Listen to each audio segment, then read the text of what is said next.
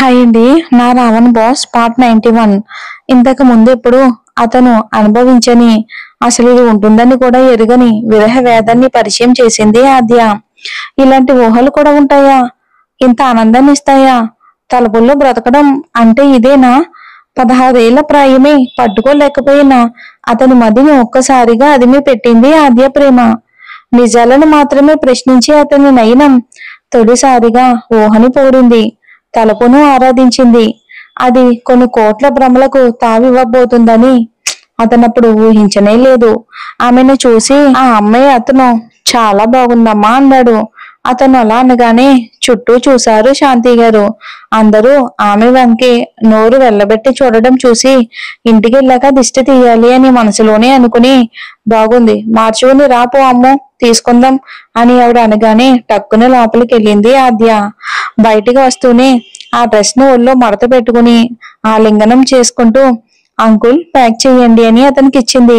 సరేనని అతను ఆ పనిలో పడిపోగానే, ఇంతకీ రేట్ ఎంత అని శాంతి గారు అడిగిన ప్రశ్నకి 3000 అమ్మా, సుమ అందుకే తీసుకుంది అని అంది ఆద్య. అయ్యో, 3000 కాదమ్మా, 5000. ఇంతకు ముందు పండగ ఆఫర్ ఉంది కాబట్టి అది నిన్నటికే ముగిసిపోయింది. మీరు నేను వచ్చుంటే 3000కే వచ్చేది అన్నాడు అతను. ఆ మాటతో శాంతి సరే బాబు ఇవ్వండి అని అనగానే లేడికి లేచిందే పరుగని రేపొద్దున్నే వెళ్దామని విసుక్కున్న శాంతి గారు మాటలు గుర్తొచ్చి ఆవిడ వంక ఓరగా చూసింది ఆద్య. ఆమె చూపులను గమనించి ఏదోలే పోనీ లేవే అన్నట్లు ముఖం పెట్టి ఆవిడ తీసుకున్న మిగతా బట్టలకు కూడా కలిపి బిల్లు కట్టేశారు ఆవిడ. ఇద్దరు వెళ్ళిపోగానే ఆ మహోన్నతమైన మత్తు నుండి బలవంతంగా తేరుకుని తేజ కోసం చూశాడు. అతను అప్పటికే కొన్ని షర్ట్ ని సెలెక్ట్ చేసుకుని ఉండడంతో ఇక చాలు పదరా అంటూ బిల్ కడేసి తేజని బయటికి లాగాడు. వాళ్ళు బయటకు వచ్చిన తర్వాత చుట్టూ చూడగా ఆటోలో ఎక్కుతున్న ఆద్య కనిపించేసరికి వేగంగా కారు తీసి తేజని కూర్చోమని ఆ ఆటో వెనకాలే పోనిచ్చాడు. ఇటెక్కడికన్నయ్యా, ఏం చెప్తాడో చూద్దామని కావాలని అడిగాడు తేజ. అది నా ఫ్రెండ్ ఒకడు కలవాలి అన్నాడు. వాడిల్లు ఇటువైపే అంటూ కారుని డ్రైవ్ చేశాడు. బాగానే కవర్ చేశాడు అన్నయ్య అని మనసులోనే అనుకుని నిశ్శబ్దంగానే కూర్చుండిపోయాడు తేజ. ఆ ఆటోని అలాగనే ఫాలో అయ్యి ఆద్య ఇల్లు ఎక్కడుందో తెలుసుకుని వెనుతిరిగాడు. దారిలో జోరుగా వర్షం మొదలయ్యింది. త్వరగా పోనీ అన్నయ్య అని తేజ మొరబెడుతూ ఉంటే ఎందుకో ఆకాష్ కి ఇంటికి వెళ్ళాలి అనిపించగా, నూతనమైన అనుభూతి ఊహలు మనసుని కదిలిస్తూ ఉంటే ప్రకృతితో పంచుకోవాలి అనిపించింది. వర్షంతో చెప్పుకోవాలి అనిపించింది. అతని హృదయాన్ని ఓ అమ్మాయి తడిమేస్తుందని, అతని దేహాన్ని ఓ కనిపించని చినుకు ముంచేస్తుంది అని, వాతావరణంతో కలిసి ఇక చలి గాలులను పంచుకోవాలి అనిపిస్తుంది. ఇక తేజ మాటలను పట్టించుకోకుండా కారు దిగేశాడు ఆకాష్. అప్పుడే ఏ చోట వర్షం కురిసి వెలిసినట్లుంది. ఓ పక్కగా ఇంద్రధనుసు వంగి మరీ అతను వంక చూస్తుంది. నిర్మానుషమైన నల్లని రోడ్డు మీద ఇరువైపులా అలుముకున్న ఇక సుబాబులా చెట్లు నీడలో కాలు మోపాడు ఆకాష్. ఇంత సంతోషంగా ఉండడం ఎప్పుడూ చూడలేదు తేజ. ఏమైందని అడగబోయేవాడల్లా ఆగి ఏమైందో అర్థమైనట్లు తలూపి ఆకాష్తో పాటు అతను కూడా కారు దిగాడు. అతన్ని ఆపలేదు ఆకాష్. పెదవులు మాత్రమే కాకుండా మనసు నవ్వినప్పుడు పెదవులు విచ్చుకోకుండానే మన సంతోషాన్ని పసిగట్టొచ్చు. అలాంటి నవ్వు ఆకాష్ హృదయానికి సొంతమైంది. తనలో తానే నవ్వుకున్నాడు. తనని తానే తిట్టుకున్నాడు. ఎందుకిలా అయిపోతున్నానని ప్రశ్నించుకున్నాడు. సమాధానం లేకపోతే మాత్రం ఏంటని తనని తను సమర్థించుకున్నాడు. ప్రతిసారి ఎందుకు ఎదురవుతుందో ఏమో, దీన్ని యాదృచ్ఛికమే అనుకోవాలా? అనుకోవడానికి అతని మనసు అంగీకరించలేదు. వారిద్దరి మధ్య ప్రత్యేకమైన బంధం ఉండి ఉండాలి. అలాంటి బంధం ఈ ప్రపంచంలో ఎవరి మధ్య ఉండకూడదు. అంతలోనే ఏదో అనుమానం. దీన్ని ప్రేమే అంటారా? జవాబు ఇవ్వాలి అనుకోలేదు అతని మది. ఏమైనా అవని, కానీ ఆ అనుభూతి బాగుంది. అతనికి అది నచ్చింది. ఎప్పుడు వెలితిగా ఉండే జీవితం ఆనందాలతో నిండిపోయినట్లు, బోసిగా ఉండే కలలు రంగులతో మునిగిపోయినట్లు తనకి తెలియకుండానే ఆమె అతన్ని ఇరికైన మనసుని ఆక్రమించేసింది. ఎప్పుడూ లేనిది వర్షంలో తడిచినందుకేమో జ్వరం వచ్చింది ఇందరికి. దాదాపు వారం రోజుల పాటు తగ్గలేదు. ఆ వారం రోజులు ఆద్యాన్ని చూడటం అతనికి కుదరలేదు. అయినా ప్రత్యేకంగా చూడటం ఏంటి? ఎప్పుడు అతని చుట్టూ తిరిగే వాయినంతా ఆమె పరిమళాలని మోసుకొస్తుంది. మరి జ్వరం తగ్గిపోయిన వెంటనే ఆద్యాన్ని దగ్గరుండి చూడాలి అనుకున్నాడు. అందులోనే భయమేసింది. ప్రేమ ప్రమాదకరం, అది కూడా గాఢంగా ప్రేమించగలిగే మనుషులకి.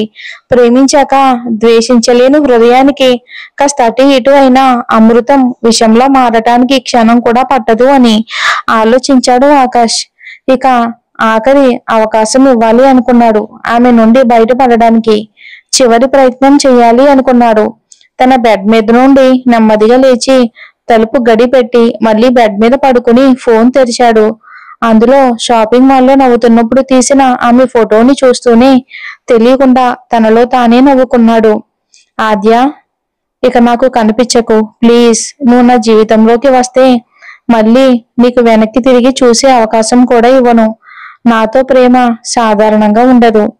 ఇదే నీకు చివరి అవకాశం. ఇక నా దారిలోకి ఎదురవ్వకు. నేను మీ ఇంటి వైపుకు రాను. మీ కాలేజ్ వీధి నుండి కూడా వెళ్ళను అని అనేసి, అఫ్ కోర్స్ ఆ రూటు నా కాలేజ్ కి దగ్గర. బట్ ఇంకో 1 మంత్ నేను దూరమైనా సరే వేరే దారి గుండానే వెళ్తాను. ఈ నెల రోజుల్లోపు ఒక్కసారి కూడా నాకు ఎదురు పడకు.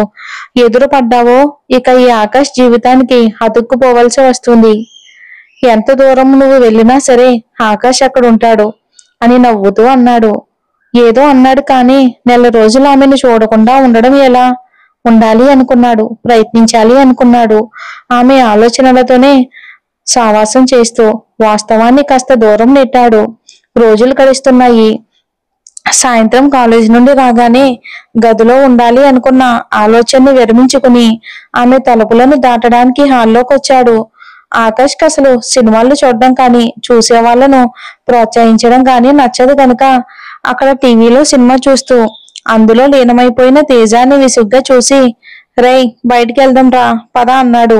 అతని మాటతో కనీసం తల కూడా తిప్పకుండా, ఒక్క నిమిషం అన్నయ్య, ఈ మూవీని ఎప్పటి నుండో పూర్తిగా చూద్దాం అనుకుంటున్నా, ఇవాళకి కుదిరింది అని అతను అనగానే, ఈ ఇంటర్నెట్ కాలంలో కూడా ఇదేంట్రా, తర్వాత యూట్యూబ్ లో కూడా చూసుకోవచ్చులే పద అన్నాడు చిరాగ్గా. అబ్బా ప్లీజ్ అన్నయ్య, ఎంత యూట్యూబ్ లో ఉన్నా టీవీలో వేసినప్పుడు చూసే కిక్కే వేరుంటుంది అనేసి, నువ్వు ఒక 5 నిమిషాలు కూర్చో, బ్రేక్ రాగానే వెళ్ళొచ్చేద్దాం అని బ్రతిమలాడగానే ష్ అంటూ సోఫాలో ఇష్టంగానే కూర్చుని ఫోన్ ని చేతిలోకి తీసుకున్నాడు. ఇక కళ్ళు అవైతే చాలానే మాట్లాడుతున్నాయి, కబుర్లు చెప్తాయి, ప్రశ్నలు అడుగుతాయి, తిడతాయి కొడతాయి కూడా. మళ్ళీ మళ్ళీ ఇది రాని రోజు. సినిమాల్లో ఆ డైలాగ్ వినిపించగానే తలెత్తి చూశాడు ఆకాష్. అందులో హీరోయిన్ ప్రేమగా హీరోని చూసే చూపు చూసి, ఆద్య అతన్ని అంత దగ్గరగా ప్రేమగా చూస్తే ఎంత బాగుంటుంది మనసులోనే అనుకున్నాడు. గుండె బొరవెక్కినట్లు అనిపించింది. తెలియకుండానే సినిమా మొత్తం తేజతో కలిసి చూశాడు. అక్కడి నుండి ఆద్యను చిత్రాలతో వెతకడం మొదలు పెట్టాడు. అతనికి లేని మరో అలవాటుని అతనికి అందించింది ఆద్య. 12 రోజులు గడిచాయి. ఆమెను చూడకుండా ఉండగలగడం సాధ్యపడేలా అనిపించలేదు. అయినా సరే ఆకాష్ జీవితంలో ఆ మాత్రం సవాళ్ళు ఉండాలి అనుకున్నాడు. రోజులు గడుస్తున్నాయి. కలవకూడదని ఒకవైపు అనుకుంటూనే, అయ్యో నిజంగానే కనబడదా, కాస్త చీట్ చేద్దామా, ఆమె కాలేజ్ రూట్ నుండి వెళ్ళనా, చచా వద్దురా ఆకాష్, అప్పుడది నిజమేలా అవుతుంది, చూద్దాం అనుకున్నాడు. ఎప్పట్లాగానే ఒక సాయంత్రం లైబ్రరీకి దారి తీశాడు ఆకాష్. తేజ ఇంట్లోనే ఉండగా బైక్ పట్టుకుని ఒక్కడే బయలుదేరాడు. దారి మధ్యలో దిగులుగా వెళ్తుండగా వేగంగా వెళ్తున్న ఒక బైక్ చిన్నగా కుడివైపున తగిలేసరికి పడబోయి అతి కష్టం మీద బ్రేక్ వేసి ఆపాడు. రేయ్ అని కోపంతో పళ్ళు నూరుతూ అరుస్తూ ఉండగానే ఆ బైక్ మరో కుక్కకి తాకి జనాలు పోగయ్యేసరికి తనివి తీరా వాణ్ణి కొట్టాలి అన్నంత కోపంతో వెళ్ళిన ఆకాష్ కి నోటమాట రాలేదు. ఆ బైక్ అతన్ని ఆపి చివాట్లు పెట్టి అతనితో అక్కడున్న ముసలాయనికి సారీ చెప్పించింది ఆద్య. ఆమెనక్కడ చూడగానే దిగులంతా ఎగిరిపోయి ఉన్న పలంగా సంతోషం ఉత్సాహం వచ్చి చేరాయి అతని కళ్ళల్లో. వేగంగా వెనక్కి తిరిగి ఎస్ అని మనసులో ఆనందంగా అనుకుని, ఇంతకీ ఇటెందుకు వచ్చింది అనుకుంటూ బైక్ ని పక్కనే పెట్టి ఆమెను ఫాలో అయ్యాడు. ఆమె స్నేహితురాలు ఇంటికి వచ్చిందని అర్థమై, నో డౌట్ మనల్ని ప్రకృతే కలుపుతుంది, నేను వద్దు వద్దు అంటున్నా మళ్ళీ నాకు ఎదురయ్యావు, ఇక నిన్ను ఈ ఆకాశ్ నుండి ఎవరు వేరు చేయలేరు ఆద్య అని బిగ్గరగా అరిచాడు మనసులోనే ఆకాష్. ఇక లైబ్రరీకి వెళ్లాలన్న ఆలోచన విరమించుకుని ఇంటికొచ్చేశాడు. రావడమే ఎదురుగా ఉన్న తేజాన్ని చూసి ఉత్సాహంగా అతను భుజం మీద బలం ఉన్నంతగా కొట్టాడు. అతని చెయ్యి తగిలిన చోట బాధగా రాసుకుంటూ, అబ్బా ఏమైంది అన్నయ్య అని అడిగాడు. ఏమైందంటావేంట్రా, తను మళ్ళీ కనిపించింది అని ఆనందంలోనే చెప్పేశాడు. ఎవరు, హాద్యానా అని అతను అడగగానే, హా అనబోయేవాడల్లా ఆగి, నీకెలా తెలుసు అన్నట్లుగా కనుబొమ్మలు ఎగరేసి చూశాడు. అతని చూపులకు నవ్వుకుని, నార్మల్ అబ్బాయిలు ప్రేమ విషయాలు కనుక్కోవటం కష్టం, కానీ నీలాంటి హిట్లర్ ప్రేమలో పడితే ఈజీగానే తెలిసిపోతుంది అంటూ నవ్వాడు తేజ. ఆ మాటలతో గాఢంగా ఊపిరి వదిలి, సరే తెలిస్తే తెలిసింది, కానీ ఈ విషయం ఎవరికి చెప్పకో అన్నాడు ఆకాష్. నేనెవ్వరికి చెప్పను, కానీ నువ్వు ముందు నీ ప్రేమ సంగతి ఆ అమ్మాయికి చెప్పు అన్నాడు. ఖచ్చితంగా చెప్పేస్తారా, బట్ ముందు వినయ్ గారి దగ్గరికి వెళ్ళాలి, టైం అయిపోతుంది, ఎలాగో పండగ సెలవులు వస్తున్నాయిగా, అందులోనే కలిసిపోతుంది అనేసి, నువ్వు వస్తావా అని ఆకాష్ అడగగానే హా అన్నాడు తేజ. ఇక ఆలస్యం చేయకుండానే టికెట్లు బుక్ చేసి యుఎస్ఏ వెళ్ళాడు ఆకాష్. వినయ్ని పలకరించగానే ఆకాష్ ముఖంలో ఇంతకు ముందు లేని వెలుగుని కాస్త గమనించినా, బోస్టన్ యూనివర్సిటీలో జరుగుతున్న స్పోర్ట్స్ మీట్ ప్రభావం అనుకున్నాడు. అక్కడ అతి కష్టం మీద మామూలుగానే నడుచుకున్నాడు. జగన్నాథం గారు ఇంకో 2 రోజులు ఉండమంటే పక్కన కుదరదు అన్నాడు. వెళ్ళేటప్పుడేమో అయిష్టంగానే వెళ్ళి ఇప్పుడు ఇక్కడే ఉండలేనట్లు తయారైన ఆకాష్ని చూసి ఆశ్చర్యం వేసిన, అలవాటు పడ్డాడేమో అనుకున్నారు ఆయన. అక్కడ ఆద్య లేదు కనుక ఆమెకు సముద్రాల అవతల ఉన్నానన్న ఆలోచనే నచ్చక వీలైనంత త్వరగా తిరిగి వచ్చేశాడు ఆకాష్. ఆద్యకి ఈ విషయం చెప్పాలి అనుకున్నాడు, కానీ ఒప్పుకోకపోతే తట్టుకోవడం చాలా కష్టం. ఎందుకంటే రిజెక్షన్ ని అతను ఎప్పుడూ ఎదుర్కోలేదు. ఆద్య కనుక కాదు అంటే భయమేసింది అతనికి. ఇక ఈ తడబాటులోనే ఆమెను ఫాలో అయ్యే క్రమంలో రోజులు గడిచిపోయాయి. ప్రపోజ్ చేసిన అమ్మాయిలకు ముఖం మీదే అతను నో చెప్పినట్లు ఆద్య కూడా అతనికి నో చెప్పేస్తే ఇంకేమైనా ఉందా? ఆకాష్ గుండె బరువెక్కింది. తేజ ఎన్నో రకాలుగా ప్రోత్సహించినా ఆకాష్ గొంతు కదలలేదు. ఎన్నిసార్లు అతను ఆద్య చుట్టూ తిరిగినా కనీసం ఒక్కసారి కూడా అతను వంక చూడలేదు ఆద్య. ఒక్కసారైనా కాస్త స్నేహంగా ఆమె చూస్తే బాగున్ను అనుకున్నాడు. అందరితో బాగానే ఉంటున్నా అసలు ఆకాష్ ని మాత్రం పక్కనే ఉన్నా కనీసం చూడకపోవటంతో ఏం చెయ్యాలో తోచలేదు అతనికి. ఆమెను అనుసరిస్తూ పలకరించాలని, ఇక పలకరిస్తూ ఆమెతో ప్రేమ పెళ్లి జీవితాన్ని ఊహిస్తూ గడపడంతోనే నెలలు గడిచిపోయాయి ఆకాష్ కి. అతని కన్ఫ్యూజన్ ని చూసి దగ్గరకొచ్చాడు తేజ. అన్నయ్య, ఆద్యతో నీ ప్రేమ విషయం చెప్పేసే, ఏమీ అవదు అని ధైర్యం చెప్పాడు. అది కాదురా, తనకు అసలు నేనంటే ఏ అభిప్రాయం లేదు, పైగా తనకిప్పుడు ప్రేమించే ఉద్దేశం కూడా లేదు. నన్ను కూడా వాడిలా అనుకుని 5 ఏళ్ల తర్వాత కలవమంటే అని అడిగాడు దిగులుగా ఆకాష్.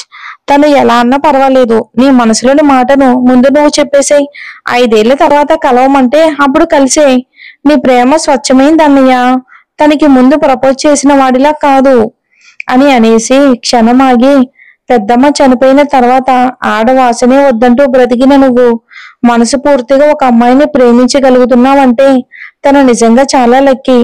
నీలాంటి వాణ్ణి ఎవరూ వదులుకోరు అన్నాడు తేజ. అతని మాటలతో కాస్త ధైర్యం వచ్చి తన స్టడీస్ అయిపోవడానికి మిగిలిన ఈ కాస్త సమయాన్ని వినియోగించుకుని ఆమెతో చెప్పేద్దామని నిర్ణయించుకున్నాడు. వారం రోజుల ఆలోచన తర్వాత చిన్నగా గిఫ్ట్ తీసుకుని గుర్తుండిపోయేలా ఆమెకు తన ప్రేమ విషయం చెప్పాలి అనుకున్నాడు ఆకాష్. దానికోసం ఎన్నో షాపులు తిరిగాడు. చివరికి ఒక షాపులో ఆ రోజు ఆద్య వేసుకున్న డ్రెస్ లాంటి దుస్తులు వేసుకుని ఉన్న ఒక అమ్మాయి, కోటు వేసుకున్న అబ్బాయి ఒకరి చేతిలో ఒకరు చెయ్యి వేసుకుని కాస్త నెమ్మదిగా డాన్స్ వేస్తూ ఉన్నట్లుగా గ్లాస్ లో ఉంది ఆ బొమ్మ. రే తేజ, అది బాగుందిరా, నేను గిఫ్ట్ ప్యాక్ చేయించుకుని వస్తాను, నువ్వు బైక్ తీసి ఉంచు అని చెప్పి అతను వెళ్ళిపోగానే గిఫ్ట్ ని ప్యాక్ చేయించి దాని మీద అతని మనసులోని మాటను మధురంగా రాసి డబ్బులు పే చేసి ఆ అక్షరాలను మునివేళ్లతో అపురూపంగా తడుముతూ బయటికి నడిచి బైక్ వైపు వెళ్తూ ఉండగానే ఎవరికో అతని భుజం తాకింది. ఒక్కసారిగా చిరాగ్గా తల పైకెత్తిన అతనికి అది ఆద్య అని తెలిసి ఆనందించే లోపే అతని చెంప మీద బలంగా కొట్టింది ఆద్య. నిర్ఘాంతపోయాడు ఆకాష్. మారు మాట్లాడలేకపోయాడు. నిశ్శబ్దాన్ని పలికించి బైక్ స్టార్ట్ చేసి వాళ్ళ వంక అలాగే చూస్తూ ఉండిపోయిన తేజ భుజం మీద తట్టి పోనీ అన్నాడు గంభీరంగా. అతని మాటతో తేరుకున్న తేజ బైక్ ని స్టార్ట్ చేశాడు. అతను తప్పేమీ లేదని చెప్తున్న స్నేహితుల మాటలతో తేరుకుని తప్పు చేశాను అనిపించింది. సారీ చెప్పడం కోసం చూసిన ఆమె కంటికి తను ఎక్కడా కనిపించలేదు. ఏనాడు ఓ అమ్మాయితో కనీసం తిట్టించుకున్న అనుభవం కూడా లేని ఆకాష్ ఒక్కసారిగా ఆద్య చెంపదెబ్బ తగిలేసరికి ప్రాణం పోయినట్లుగా ఫీల్ అయ్యాడు ఆకాష్. ఆద్యకి అతనంటే అంత ద్వేషం ఎందుకో అర్థం కాక చేతిలో ఉన్న గిఫ్ట్ ని కోపంతో బలంగా రోడ్డు పక్కనే ఉన్న రాయి కేసి కొట్టాడు ఆకాష్. ఇంకా చీకటి గదిలో కాస్త ముఖం మీదకు వెళుతూ ప్రసరిస్తూ ఉండగానే గోడకు ఆనుకుని కూర్చుని ఎదురుగా ఉన్న ఆద్యాన్ని చూస్తూ, అది నువ్వు నాకు ఇచ్చిన మొదటి బహుమతి, చెంపదెబ్బ. చిన్నతనం నుండి మా అమ్మ తప్ప మా నాన్నని కూడా కొట్టనివ్వలేదు ఇప్పుడు. అలాంటిది నువ్వెందుకు కొట్టావే? నీ చెంప దెబ్బతో ఎంత నరకం అనుభవించానో తెలుసా నీకు? అది కూడా నా తప్పు లేకుండా కొట్టావు. నేనంటే అంత ద్వేషం ఎందుకే నీకు? ఆద్య నిశ్శబ్దంగా ఉంది. ఎంత ఆశగా కొన్నానో తెలుసా నా మొదటి బహుమతిని? దాన్ని నీ చేతుల్లో పెట్టి నా భావాలన్నిటినీ నీతో పంచుకోవాలి అనుకున్నాను. తనివి తీరా నీ కళ్ళల్లోకి చూడాలి అనుకున్నాను. కానీ నువ్వు అలాంటి బహుమతినిస్తావని అస్సలు ఊహించలేదు అన్నాడు కోపం ఆవేశం కలగలిపిన గొంతుతో. మరి మన ఆద్య రియాక్షన్ ఏంటో వచ్చే ఎపిసోడ్ లో చూద్దాం. మరి ఈ స్టోరీ మీద అభిప్రాయాన్ని కూడా కామెంట్ రూపంలో తెలియచేయండి. స్టోరీ నచ్చితే లైక్ చేసి హైప్ అనే ఆప్షన్ ని క్లిక్ చేసి కామెంట్ చేయండి. Thanks for watching.